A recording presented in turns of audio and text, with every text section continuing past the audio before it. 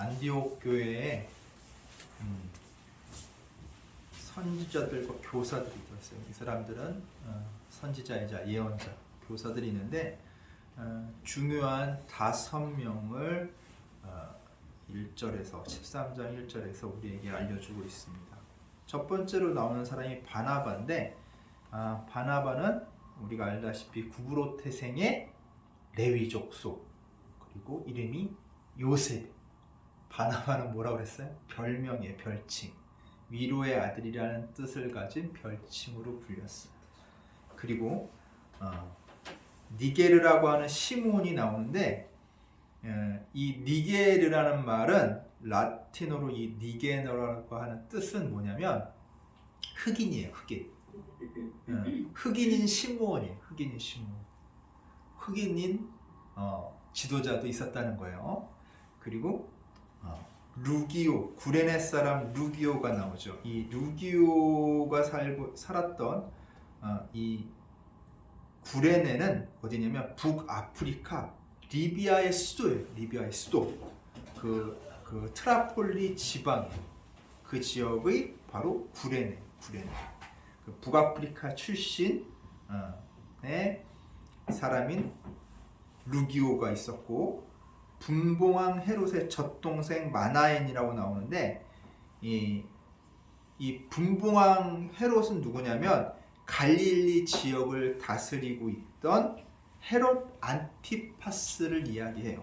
그 헤롯 안티파스와 궁전에서 같이 자랐다는 사람이에요. 그러니까 왕족이나 고위 귀족이었겠죠. 그 마나엔. 근데 그 마나엔과 같이 함께 자란 헤롯 안티파스가 누구냐면 누가복음에 나오는 그 헤롯 왕이에요. 예수 그리스도를 신문했던 그 헤롯 왕이 바로 그 마나엔과 같이 자란 헤롯 왕이에요. 그리고 맨 마지막에 누가 나와요? 사울이 나와요. 사울. 우리가 잘 알다시피 사도 바울을 얘기해요. 사도 바울.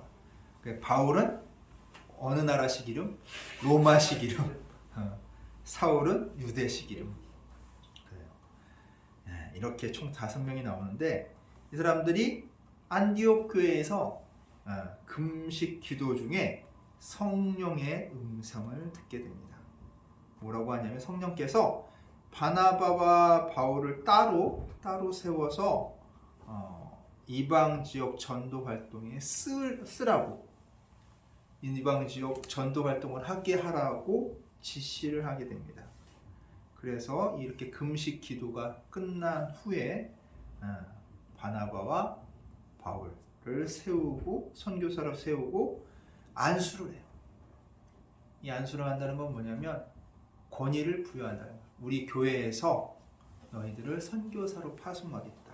권위를 부여한 후에 유대 지역 외에 이방 지역 각처를 다니며 전도 활동을 하도록 파송을 합니다. 그래서 그들이 먼저 어떻게 하냐면 성령의 인도하심을 받아서 안디옥 서쪽 26km 정도 떨어진 항구 실루기아에서 배를 타고 어디로 가냐면 바나바의 고향인 구브로 키프로스 섬으로 향하게 됩니다. 딱 거기서 떠나니까 섬 동쪽에 닿겠죠. 그래서 섬 동쪽에 위치한 해안 도시 살라미에서 도착을 해서 이제 각 회당을 돌면서 말씀을 전하기 시작합니다. 어떻게 보면 이 키프로스 섬은 바나바의 고향이잖아요. 이 구브로 고향이다 보니까 활동하기가 어때요? 다른 지역보다 훨씬 쉬웠을 거예요. 지형도 눈에 있고 과거에 자기랑 같이 살았던 교류가 있던 사람들이랑 만나기도 하니까 야, 바나바 왔어? 그래, 저기 회당에서 저희가 설교 좀 할게요. 그래, 와, 해야지 하며 굉장히 호의적이었을 거예요. 이게 활동이 이제 이렇게 수월했을 거라고 우리가 예상을 하는데, 더욱이 이제 보면 예루살렘에서 동역자를 누구를 데려와요? 마가 요한을 데려왔죠. 마가 요한을 뭐라고 하냐면 수행원으로 사용했다고 그랬어요. 5절에 보면 요한을 수행원으로 두었다. 마가 요한을 수행원으로 두었는데 이 마가는 또 뭐야? 또 로마식 이름이야. 요한은 또 유대식 이름이고. 그래서 마가복음 쓴 사람이 이 바로 마가 요한이에요. 그래서 수행원으로 동행하면서 도왔기 때문에 더 잘 됐을 거예요. 왜냐하면 이 마가 요한은 누구의 생질, 조카냐면 바나바의 조카야. 바나바의 조카로 어머님 마리아가 신앙이 좋아요. 신앙이 좋아가지고 자기 집을 교회 공동체의 예배당으로 내어줬을 만큼 신앙이 좋아요. 그 집에 이제 많은 사람들이 모일 수 있을 정도 집도 컸나 봐. 거기다가 부유하잖아. 신앙도 좋은 환경, 예수님도 만날 수 있고 제자들도 만날 수 있는 좋은 환경에다가 집안도 부유하니까 마가 요한은 어떻겠어요? 어렸을 때부터 엘리트로 성장했겠죠. 공부도 아마 많이 했을 거예요. 그리고 뭐 어려움 없이 자란 환경이었을 거예요. 그러니까 자기 원래 고향이었던 키프로스 섬에 가니까 얼마나 많은 친구들이 있겠어요. 그 인맥들을 다 활용해가지고 바울과 바나바를 물심양면 도왔을 거예요. 그러다 보니까 아주 원활하게 복음 전파가 쉬웠을 겁니다. 그래서 그들은 어떻게 해요? 이 마을, 저 마을, 이제 섬 전체를 투루 다니면서 이 키프로스 섬 전체를 이제 복음을 전하기 시작을 해요. 그러다가 이제 점점 전하다 보니까 이제 동쪽에서 시작했던 전도가 이제 어디까지 와? 서쪽, 거의 섬 서쪽 끝에 위치한 도시, 여기 나온 바보. 좀 이름이 그렇죠? 그래요. 바보라는 이런 도시까지 오게 돼요.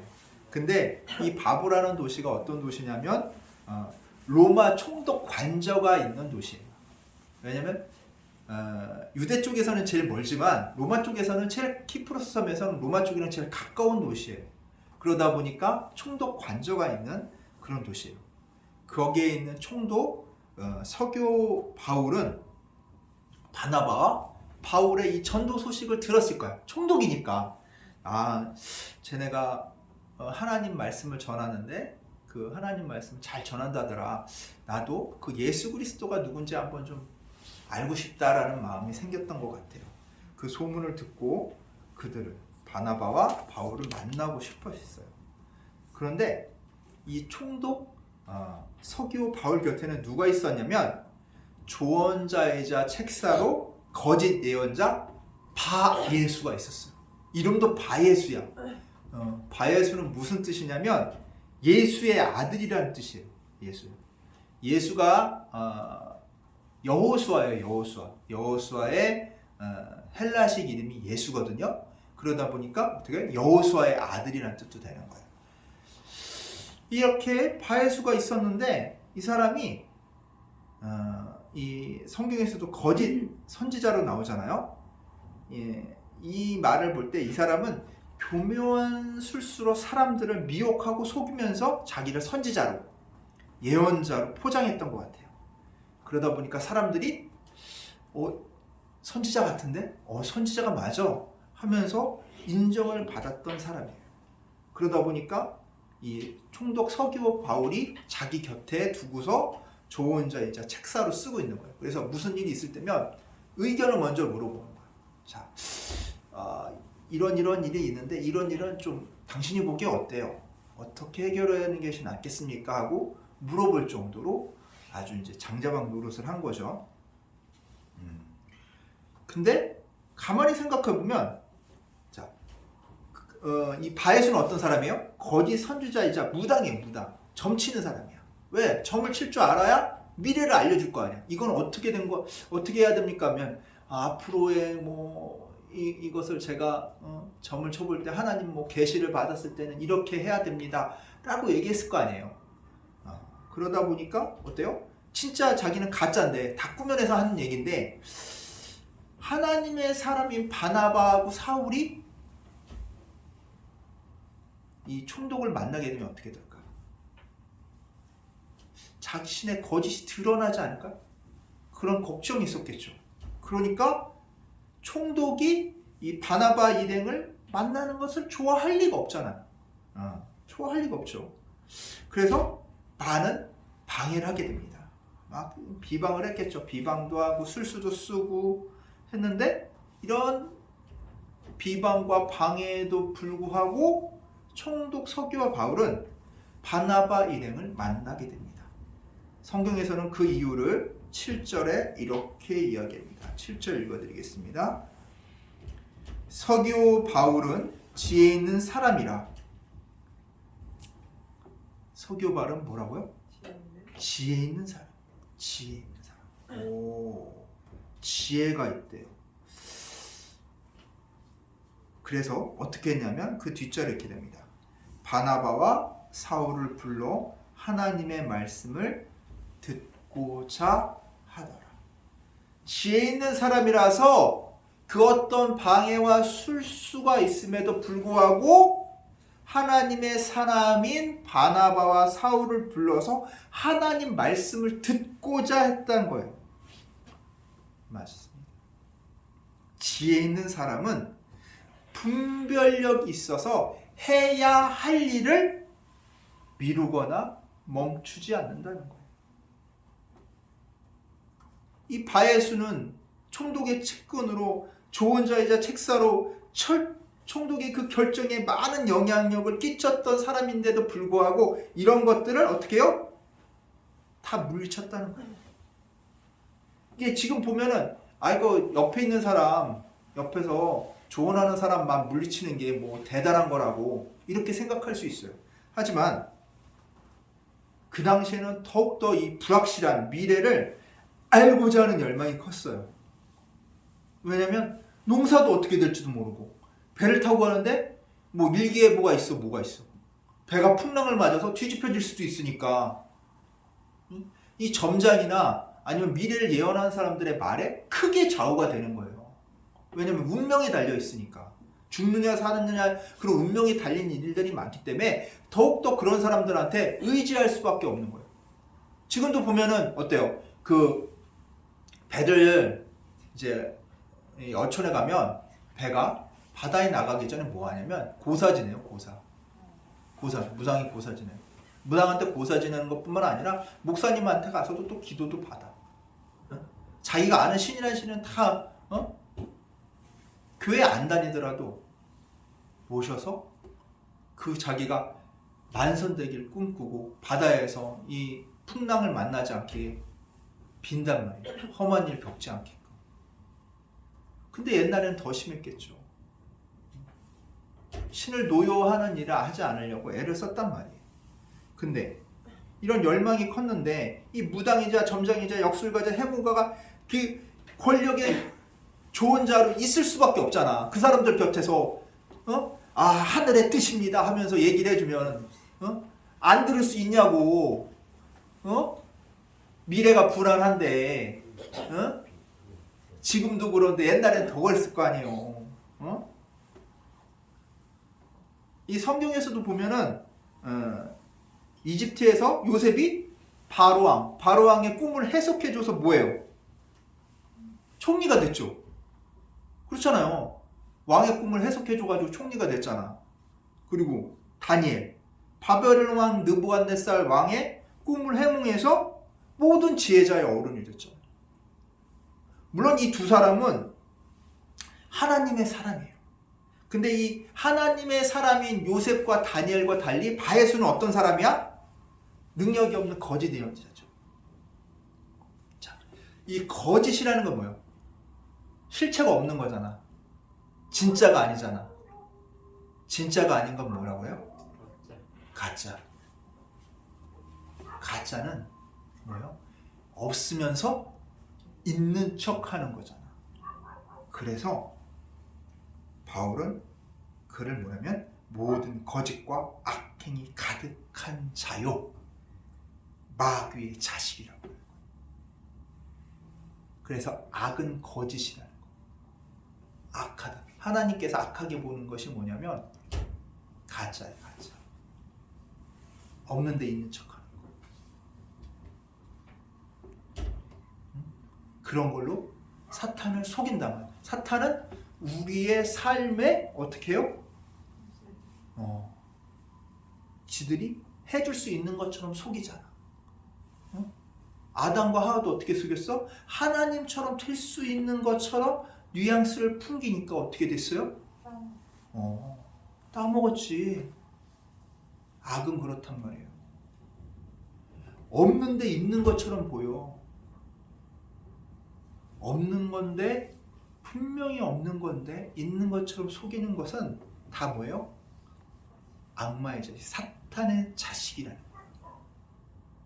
우리는 그것을 경계해야 돼요. 그것을 볼 줄 알아야 돼요. 그러려면 뭐 해야 돼? 바울처럼 성령 충만해야 돼. 그래야지 그 거짓을 꿰뚫어 볼 수가 있는 거예요. 그래서 이 거짓된 자가 바울이 나타나면, 바나바가 나타나면 그들에 의해서 자기의 이 거짓된 모든 것들이 드러날 걸 아니까 진짜 목숨 걸고 막았을 거야. 근데 어때요?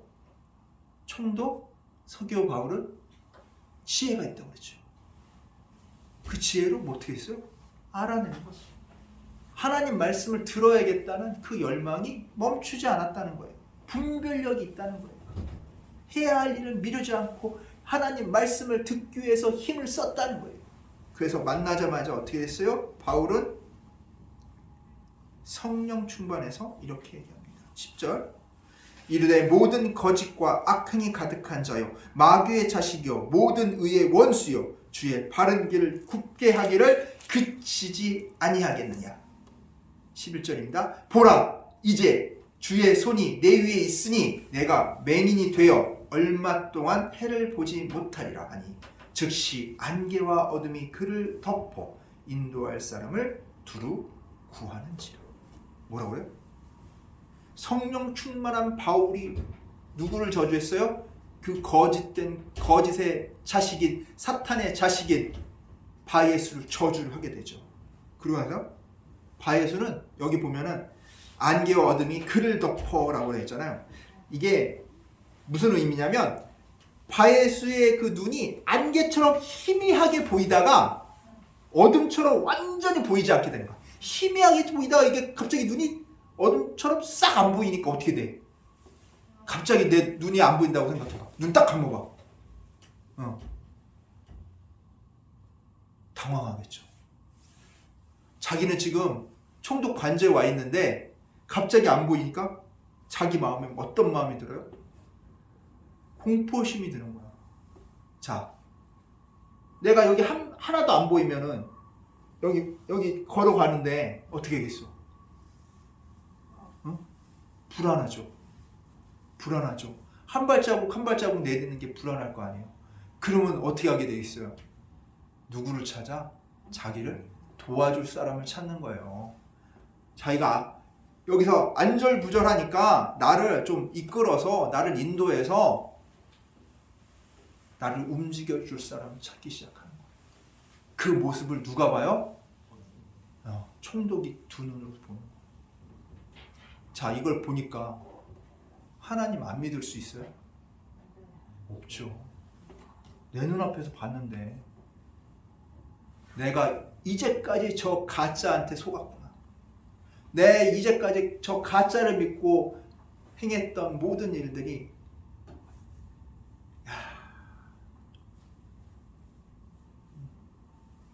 이 소리가 안 나오겠냐. 내가 지혜 있는 사람이었지만 내 지혜가 뭐가 있다? 한계가 있다는 걸 깨달은 거예요. 성령님께서 나에게 지혜를 부어 넣어주시지 않으면 여기 서기오 바울처럼 지혜가 있는 사람도 속게끔 되어 있어요. 그러나 지혜가 있는 사람은 하나님 말씀이 있을 때 어떻게 해요? 하나님 말씀을 어떻게 놓치지 않는 거예요. 그게 지혜. 아무리 악에게 휘둘리고 거짓된 것에 휘둘렸더라도 하나님 말씀을 통해서 제대로 가는 길을 알아볼 수 있는 그런 분별력을 가진 게 지혜라는 거예요. 우린 그런 지혜를 가져야 돼요. 우리가 휘둘릴 수 있어. 세상의 그 악한 것들한테 휘둘릴 수 있어. 하지만 하나님 말씀을 통해서 내가 그런 것들을 벗어날 수 있는 뭐가 필요해? 지혜가 필요하다는 거예요. 그 지혜를 통해서 내가 하나님 말씀을 들었을 때 바울처럼 성령 충만해서 그런 악들을, 그런 거짓된 것들을, 나를 속이는, 나를 안 좋은 곳으로 인도하고 안 좋은 곳으로 빠뜨리는 그런 악에서 어떻게 할 수 있다? 벗어날 수 있다는 거예요.